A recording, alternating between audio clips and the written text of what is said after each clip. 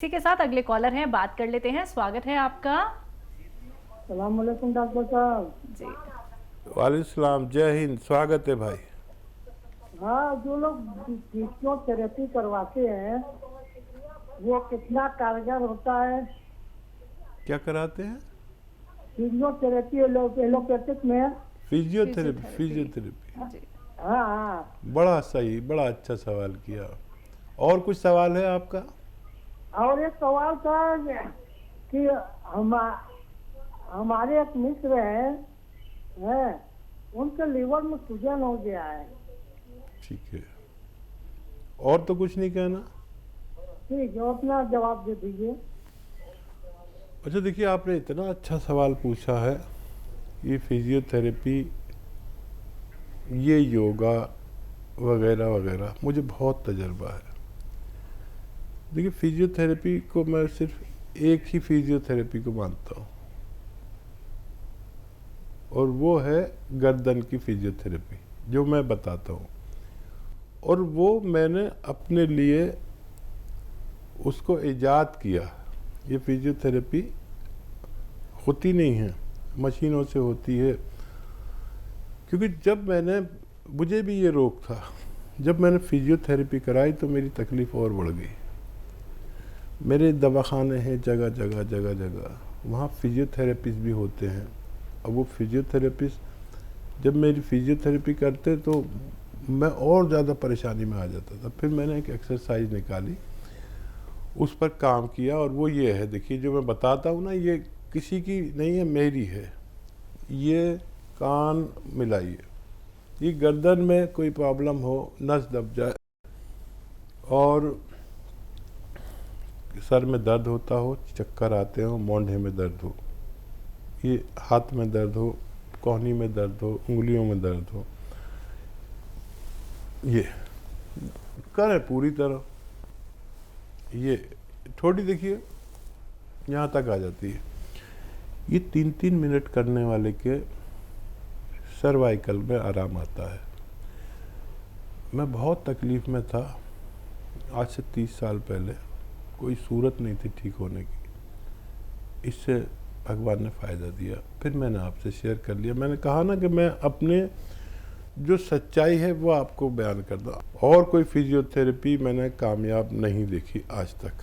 अब मैं अपना तजर्बा बता रहा हूँ, बाकी आप जानें। अच्छा, लीवर की सूजन के लिए बहुत अच्छा नुस्खा है। देखिए, धनिया और अलसी, दोनों ही चीज़ें आप जानते हैं। धनिया और अलसी को हल्का सा भूनकर पाउडर बना लें। हम वज़न लें, बराबर बराबर वज़न, जैसे 100 ग्राम ले लें, और हल्का सा भूनना, ज़्यादा नहीं। पाउडर बना लें। और एक आता है नमक ज़ैतून, ये दुनिया का विशेष नमक है। एक चुटकी 2 गिलास पानी में डालें। रोज़ाना 1 चम्मच ये धनिया और मेथी, धनिया और अलसी का पाउडर खाएं, और 2 गिलास पानी पी लें। आपको फ़ायदा होना मुमकिन है। ये बहुत सारे रोगों के लिए, ये मत समझें कि ये लीवर के लिए है, सिर्फ लीवर के लिए विशेष है। एसिडिटी, कब्ज़, बवासीर, यूरिनरी इन्फेक्शन, पेट का इन्फेक्शन, बवासीर, स्किन इन्फेक्शन, और किडनी में गंदगी बढ़ जाती है जिसे क्रेटिनाइन कहते हैं, उसके लिए बेहतरीन नुस्खा है। और किडनी इन्फेक्शन के लिए आप कभी इसे इस्तेमाल करके देखें। ये दुनिया का बेहतरीन नुस्खा है उन लोगों के लिए भी जिन बच्चियों के मुहासे आते हैं, चेहरे पे पिंपल्स आते हैं, तो इसे इस्तेमाल कर सकते हैं। जी जम्मू से हैं अगले कॉलर। स्वागत है आपका। मैडम जी नमस्कार सर। जी नमस्कार मैम। जी मैडम जी, मेरा एक सवाल ये है, जैसे मेरे हस्बैंड को पहले चेस्ट खराब हुई थी, तो एक बार मैं बात आपसे पहले भी 2 बार कर चुकी हूँ। तो डॉक्टर साहब ने ये बताया था कि मार्जू आर के लेना। तो हाँ, तो आपने तो बताया था कि मार्जू आर के लेना। अभी मैडम 4 महीने हैं, तो उसके बाद फिर मैंने कॉल की, तो आपने बोला था कि सामने है कि पिपली और कस्कास का भी उसका पाउडर बना के उसके थोड़ी थोड़ी सांस लेनी, 2 डोजें। तो खांसी का तो मैडम अभी थोड़ा आराम है, लेकिन जो जो गले में बलगम आती है वो नहीं खत्म हुई है। जैसे थोड़ा सा भी कोई खा ले, अभी तो सिंपल दाल फुल्का खाते हैं, तो जैसे भी खाते हैं तो उनके गले में बलगम आ जाती है, उसका फर्क नहीं पड़ा है। तो अभी 4 महीने से अभी माजू आके ले रहे हैं, ठीक। उनके साथ वो भी ले रहे हैं, जैसे सांस और पिपली का जो पाउडर बनाया था वो भी साथ ले रहे हैं। तो ठीक। इसके अलावा और क्या करें हम, ये पूछना चाहती हूँ। ठीक। तो दूसरा सवाल ये है, सर जी आप ये बताते हैं जैसे अदरक लहसुन और नींबू का जो आप बनाते हो मिक्सचर, तो उसको क्या फ्रिज में रखना होता है या बाहर रखना होता है, ये पूछना चाहती हूँ मैं। ठीक ठीक है, ठीक है। अच्छा देखिए, ये तीनों चीज़ों का आप फौरन मिश्रण कर दें, मिला दें। अब इसका फ़र्क नहीं पड़ता कि आप बाहर रखें या अंदर, क्योंकि इसमें जैतून का सिरका जो है या कलौंजी का सिरके में ये ताकत है कि वो उसमें कोई भी चीज़ मिला दो उसे ख़राब नहीं होने देता। आप इसमें लहसुन डाल दो साबुत, ऐसे ही रहेगा। आम डाल दो, ऐसे ही रहेगा। ये ख़राब नहीं होता, बाहर भी रख सकते हैं, अंदर भी रख सकते हैं। अच्छा देखिए, उनको भाई को फ़ायदा हो रहा है। हमारा काम यह है कि आपको एक नुस्खा बता दें। अब रह गया भगवान का और आपका मामला। अब भगवान से आप मदद मांगें। फ़ायदा शुरू हो गया, किसी को देर में फ़ायदा हो जाता है, किसी को बहुत जल्दी हो जाता है। यहाँ पर हम बिल्कुल मोहताज हैं। और वो नुस्खा एक और मैं बता देता हूँ आपको। देखिए, सपिस्तान, उन्नाब, अलसी, 3 चीज़ें हैं ये, 100 ग्राम खरीद है। सपिस्तान, उन्नाब, अलसी। उन्नाब की गुठली निकाल कर फेंक दें। ये एक ईरानी बेर होता है जो सुर्ख रंग का, बिल्कुल दुल्हन के जोड़े जैसा इसका रंग होता है। उन्नाब, इसकी गुठली निकाल के फेंक दें। सपिस्तान, उन्नाब, अलसी 100 ग्राम। और पीपले तो आप जानती ही हैं, पीपला मूल 30 ग्राम इसमें मिलाकर, बाकी चीज़ें 100 ग्राम पाउडर बना लें। और ये भी 1-1 चम्मच आप दे सकते हैं, उस माजून के साथ दे सकते हैं। फ़ायदा होना मुमकिन है, फ़ायदा शुरू हो चुका है। अब भगवान से बस मदद की ज़रूरत है। भगवान जब चाहे पूरा फ़ायदा दे सकते हैं जी। अगले कॉलर है इंदौर से कर्नल वर्मा जी, स्वागत है आपका। नमस्कार। नमस्कार सर। आदाब वकील साहब। जय हिंद। स्वागत कर्नल साहब का। कैसे हैं आप दोनों? सब खैरियत, मेरी तरफ से तो खैरियत है, इनकी पता नहीं। हम ठीक हैं कर्नल वर्मा जी, आप कैसे हैं? बस आप लोगों का आशीर्वाद है, हम बहुत अच्छे हैं, सब कुशल हैं। जी बताइए। सवाल साहब, मैं गोंद सिया के बारे में ही 2 सवाल पूछूंगा। एक तो ये है कि गोंद सिया खाने वाले को पूरी तरह से आराम हो जाता है, तो उसके बाद में नसें पूरी सीधी हो गई हों तो उनमें ताकत के लिए कितने दिन और एहतियात बरतना की जरूरत पड़ती है? मेरा सवाल तो ये है। ठीक। और दूसरा ये है कि एक बात आप अक्सर बोला करते हैं, मैं काफी दिनों से सुन रहा हूँ मैं, कि वेस्टर्न टॉयलेट यूज करने वाले को कभी कभी बिना दवा के अच्छे जाएंगे, तो वो बिना दवा के कैसे अच्छे होंगे, ये जानना चाहता था मैं आपसे। ठीक है, बहुत अच्छा सवाल है। अच्छा देखिए, हमारी कर्नल साहब, आपकी हमारी उम्र तो काफ़ी हो गई और हम लोग रफ एंड टफ रहे हैं।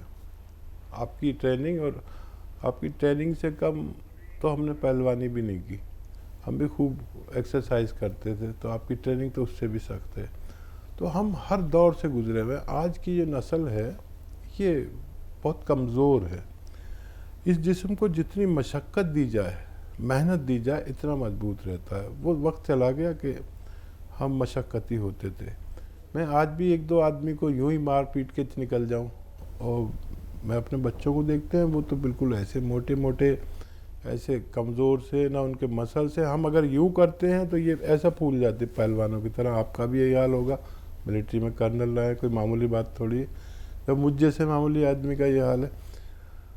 तो मोटे मोटे बच्चे होने लगे, मेहनत करते नहीं हैं।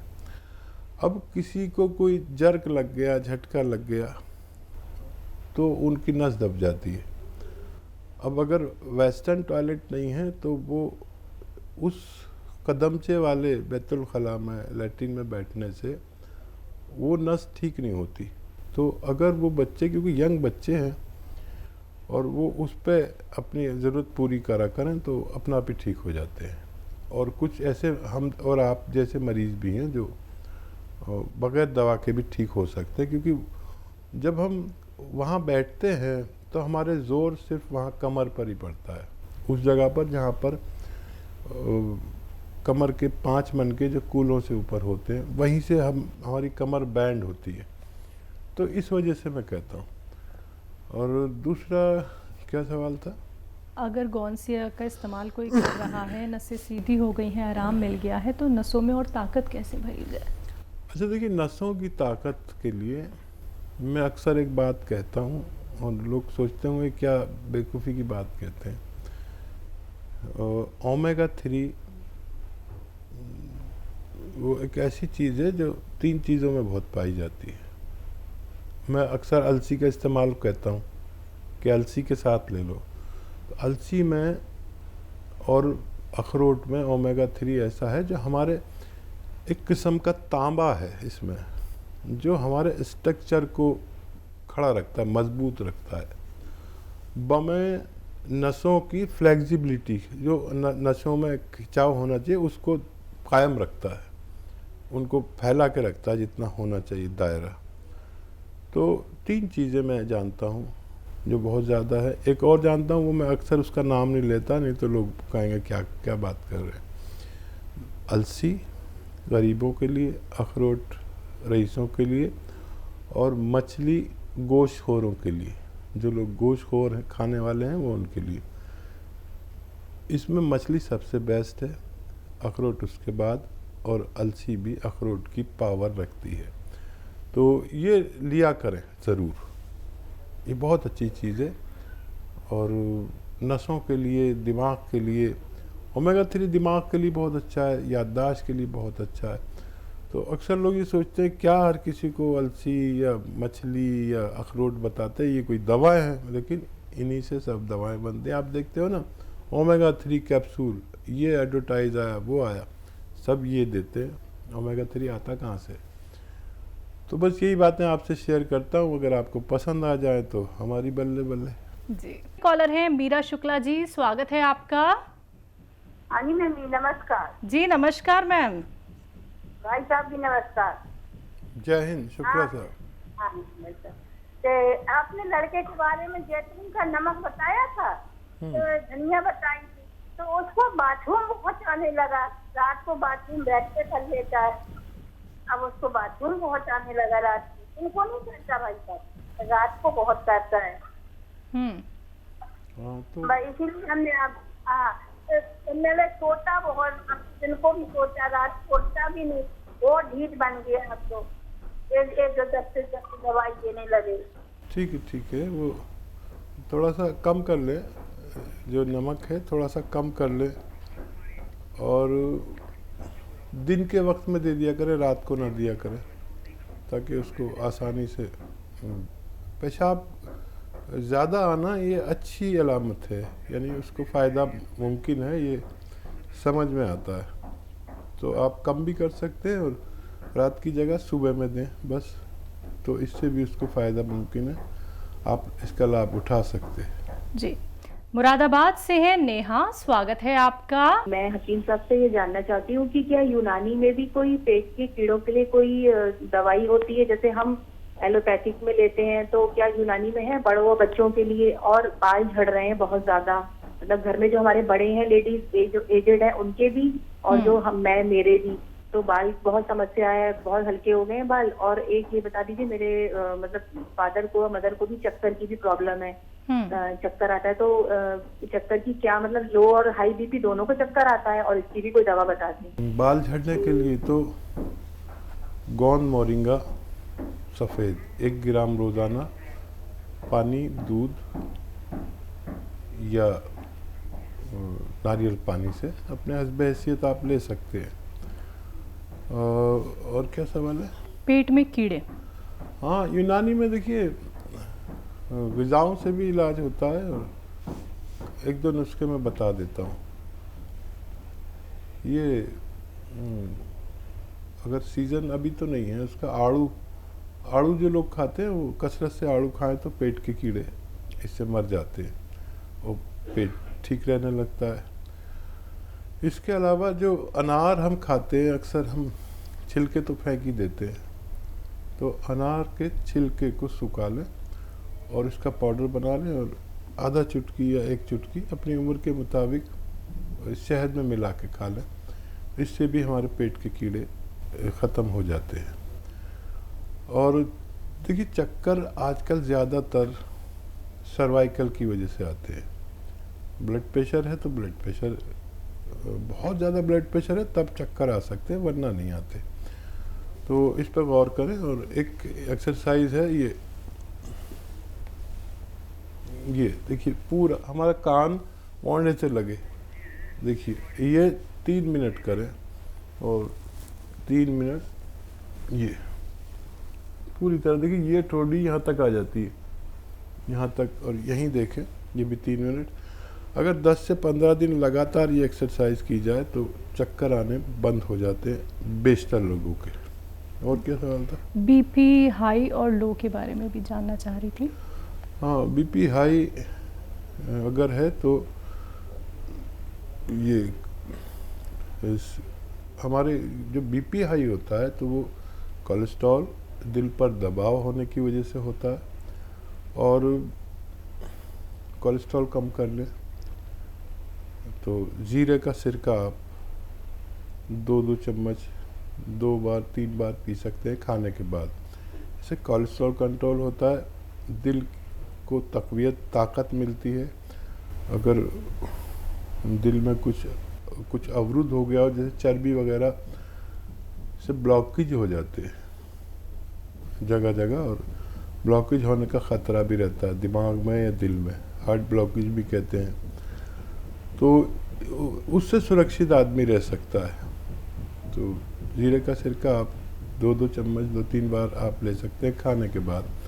इससे आपका ब्लड प्रेशर भी नॉर्मल हो सकता है।